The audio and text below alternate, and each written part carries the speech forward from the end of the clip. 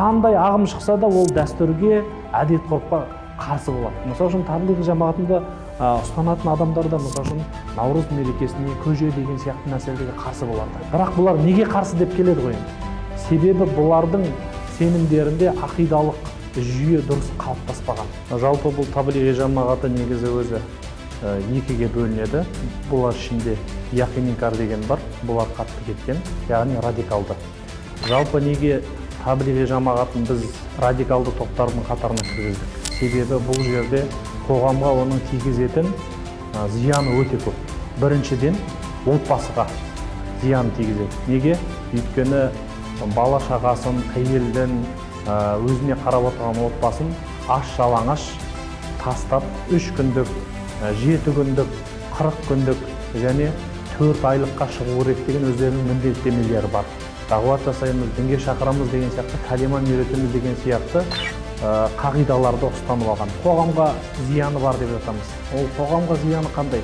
Олар нақты өздерінің сенімдері, нақты өздерінің жолдары болмағандықтан жолдан қосылатын ваххабизмге бірден ертеді. Радикалға кетіп жатқандығының, яки болмаса бала шағасын аш-жалаңаш қалдырып кетіп жатқандығының барлығы бұл білімсіздіктен. Өйткені бұл таблиғ жамағатының барлығы білім алуға, ғылым ізденуге, Құран оқуға, немесе аяттардағы яки болмаса хадистегі нәрселерге, мәтіндерге толығымен ой жүгіртпейді бұлар.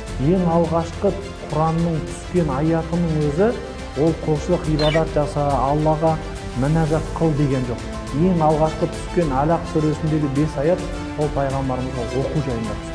Міне ислам дегеніміз біздің ол оқу білімді, ғылымды үнемі ізденісте болуды талап етеді. Жалпы біздің қазақи салт санамызға, әдет ғұрпымызға қарсы келетін кез келген топтарға қарсы жалпы халыққа иммунитет қалыптастыруымыз керек. Ата-бабамыз ұстанып келген осы ханафи мазхабын біз әлі де дәріптеуіміз керек. Бұл негізі қарайтын болсақ, біздің ханафи мазхабы атам қазақ сан ғасырлан бері ұстанғандықтан дін мен дәстүр екеуі бірге сабақтасып келіп өзен болып ағып жатыр.